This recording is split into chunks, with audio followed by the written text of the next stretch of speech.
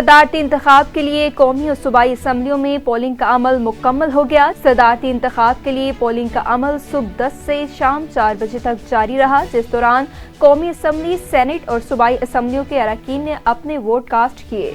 कौमी असम्बली में पोलिंग का अमल शुरू हुआ तो सबसे पहला वोट पीपल्स पार्टी के अब्दुल हकीम बलोच ने कास्ट किया। मुस्लिम लीग नून के रहनुमा अता ताड़र ने कल तक काबीना के नाम फाइनल होने की उम्मीद जाहिर की है। इस्लामाबाद में सहाफ़ियों से गैर रस्मी गुफ्तगू में अता ताड़र ने कहा कि MQM सदारती इलेक्शन में वोट देगी। इसके साथ मामला तय पा चुके हैं। उन्होंने कहा कि 24 घंटों में काबीना के नाम फाइनल होकर सामने आ जाएंगे।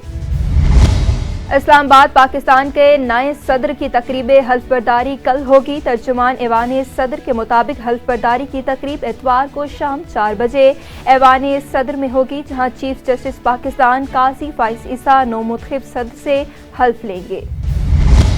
नया दौर, नया तालीमी तर्ज। माजन स्कूल जौहर टाउन लाहौर में ओपन हाउस तकरीब का इनेकाद किया गया, जिसमें बच्चों के वालिदैन को बुलाकर जदीद टेक्नोलॉजी की मदद से आला तालीम देने के तरीके पर ब्रीफ किया गया। मज़ीद तफसीलात जानते हैं अदील अहमद की। I am Laiba Ijaz. I am visitor here at Majan schools Johar Town campus. मैंने कैंपस विज़िट किया है, बहुत अच्छा लगा है मुझे। पूरा टेक्नोलॉजी बेस्ड कैंपस है। आजकल के दौर में जिस तरह की हमारी जनरेशन है, आर्टिफिशियल इंटेलिजेंस को बहुत स्कोप मिल रहा है। गवर्नमेंट ऑफ पाकिस्तान भी उसको सपोर्ट कर रही है, तो मुझे माजन स्कूल्स का ये इनिशिएटिव देख के बहुत अच्छा लगा है।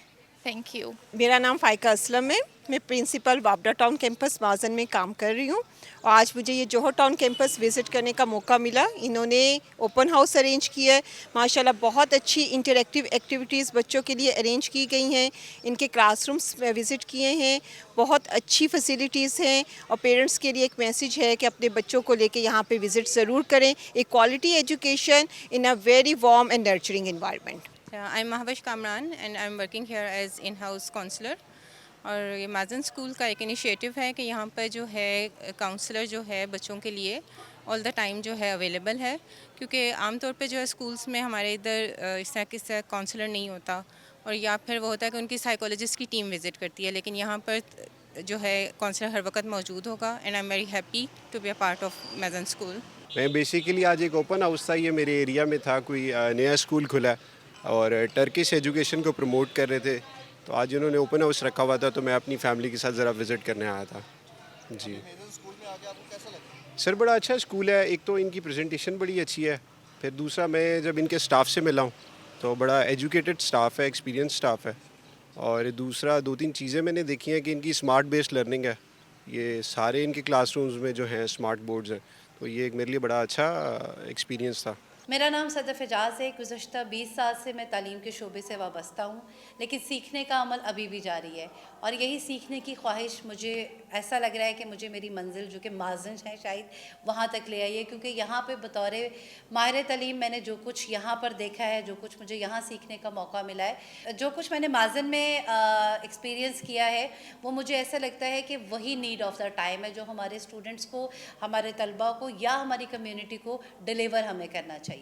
बेसिकली हम लोग तालीम में टर्किश स्टैंडर्ड को फॉलो कर रहे हैं, क्योंकि टर्किश स्टैंडर्ड जो है उसमें जो वहाँ के बाहर तालीम ने जो रिसर्च की हुई है, उसके मुताबिक एक बच्चा जो घर पे मोबाइल यूज़ कर रहा है, टैब यूज़ कर रहा है, PS4 खेल रहा है, तो ये किस तरह से मुमकिन है कि वो स्कूल में आके सिर्फ़ और सिर्फ किताबों से तालीम हासिल करे। तो उसके लिए तालीम को मज़ीद दिलचस्प बनाने के लिए और टेक्नोलॉजी का इस्तेमाल करने के लिए, जो कि वक्त की एक अहम ज़रूरत है, हमने तमाम क्लासेस में इंटरेक्टिव स्मार्ट बोर्ड्स लगाए हैं, ताकि बच्चा जो है वो ना सिर्फ उससे सीख सके, बल्कि वो जो उसका स्क्रीन टाइम है वो भी कहीं ना कहीं वो इस तरह से कवर कर लेता है। हमने जब रिसर्च की और जब हम जिस तरह से टर्किश स्टैंडर्ड की बात करते हैं, तो टर्किश स्टैंडर्ड में भी बच्चे की जो तालीम का मकसद सिर्फ तालीम या नंबर हासिल करना नहीं है। तालीम का मकसद मेरे ख़्याल से एक बच्चे की पूरी, या एक स्कूल की ये ज़िम्मेदारी है कि वो एक बच्चे की पूरी पर्सनालिटी को डेवलप करे।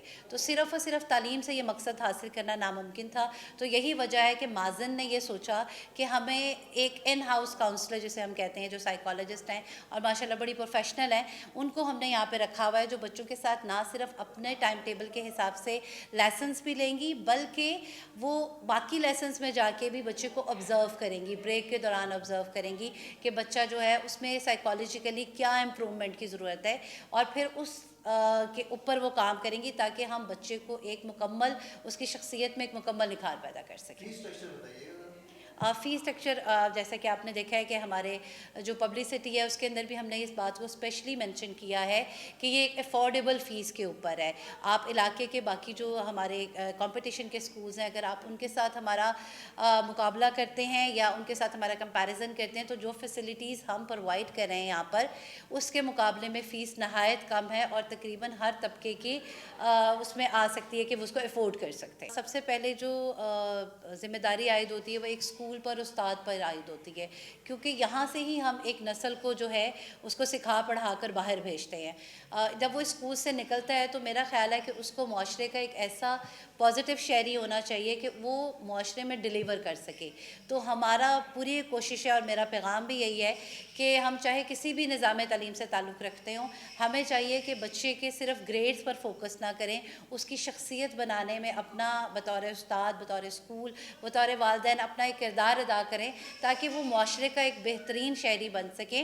اور اسکول کا ایک میرا خیال ہے کہ کانسیپٹ بھی یہی ہونا چاہیے کہ گریڈنگ سے نکال کے بچے کی شخصیت کی طرف جو توجہ ہے وہی ہمیں ایک بہتر پاکستان کی طرف لے کے جائے گی۔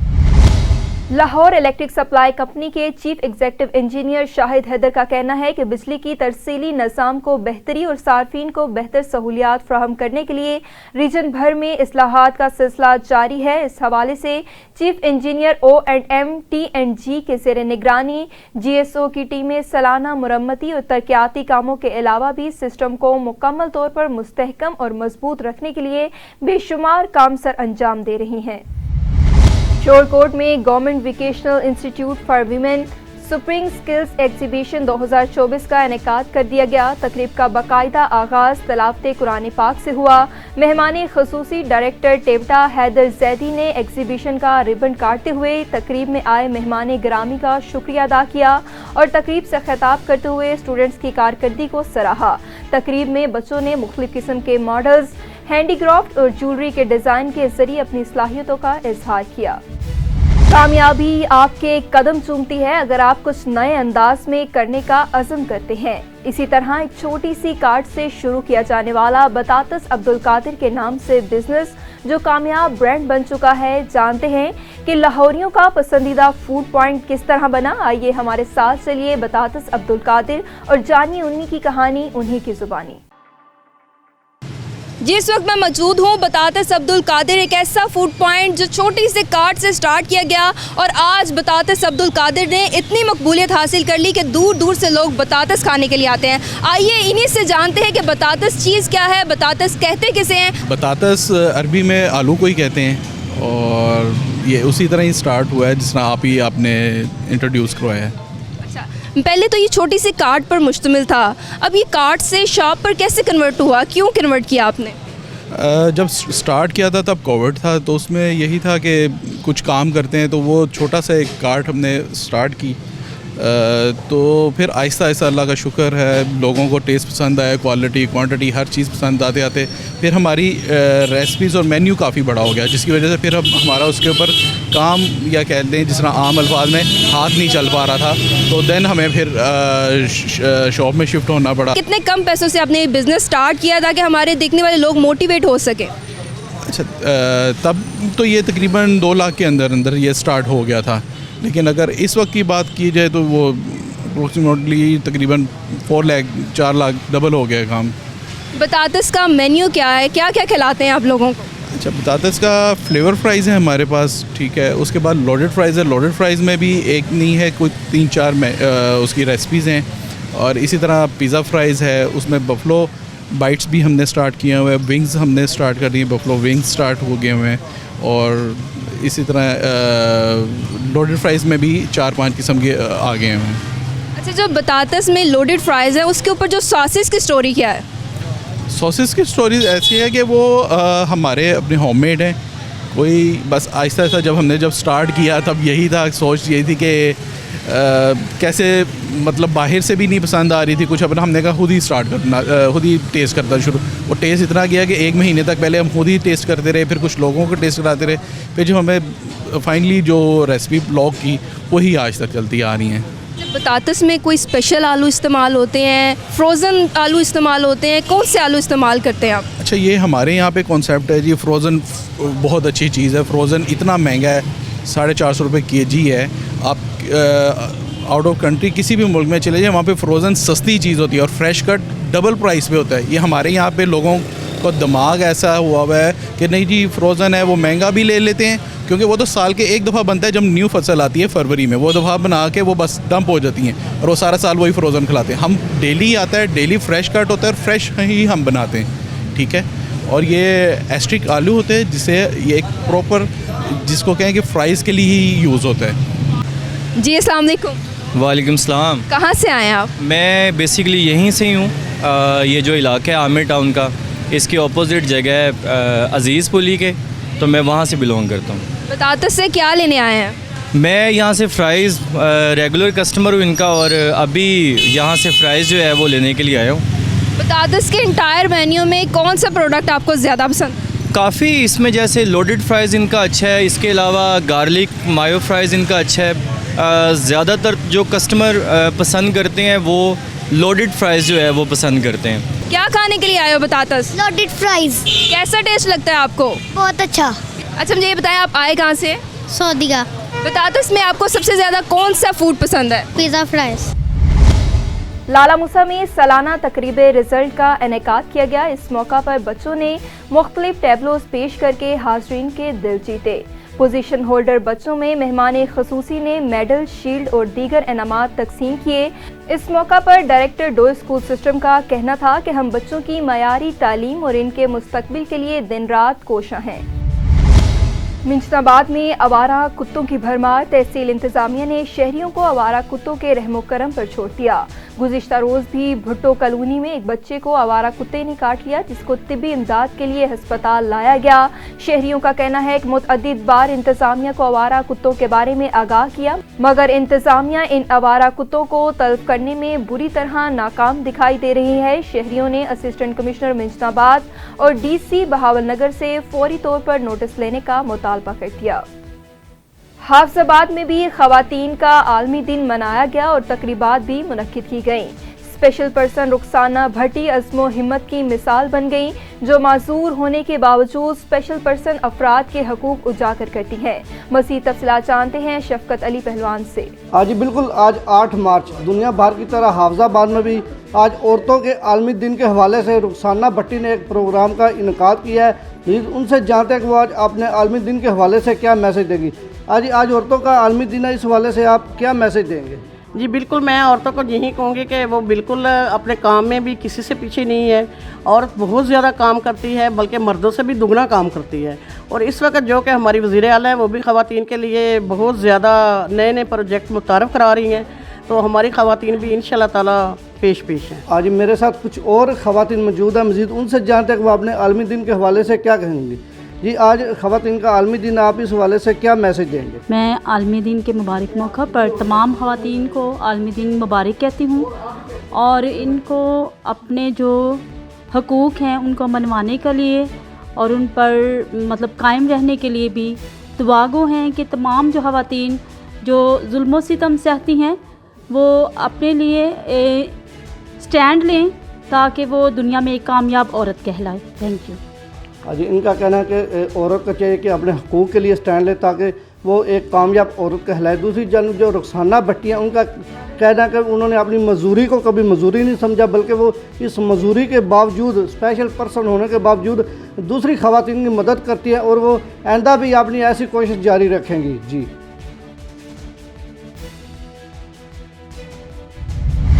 چنیوٹ میں ڈی پی او عبداللہ احمد کی ہدایت پر ضلع بھر میں اسپیشل مہم کے تحت منشیات فروشوں کے خلاف کریک ڈاؤن جاری.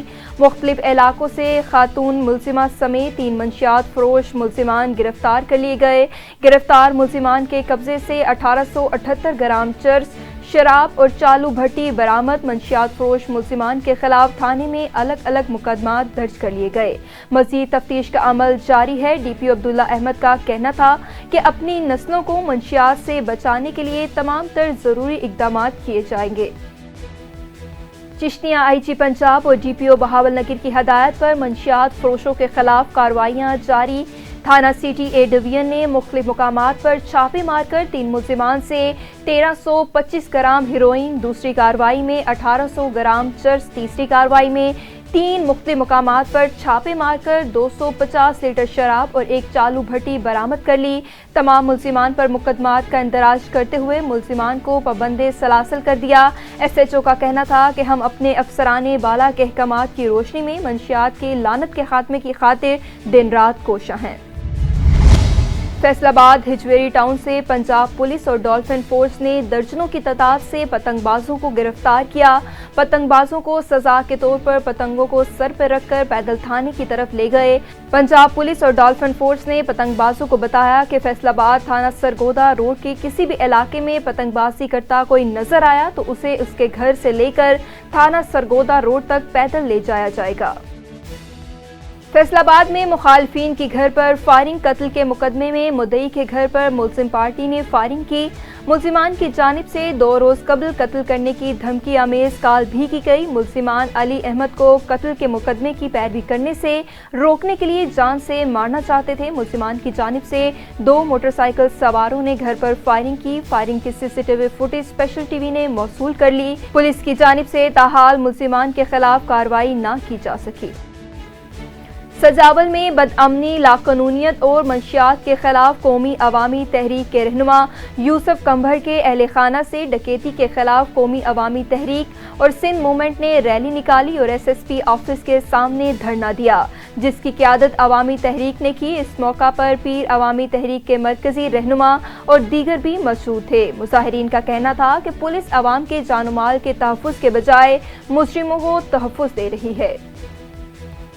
खपरू के नवाही गांव अचरू थर के देहातियों के लिए समाजी तंजीम की जानिब से मस्जिद बनाई गई। इस मौका पर गांव वालों ने खुशी का इजहार करते हुए इंतजामिया को अजरक और फूलों के हार पहनाए। उन्होंने मीडिया से गुफ्तगू करते हुए कहा कि मुल्क में गरीब लोगों की फलाह बहबूद के लिए काम करना खुश आइन है।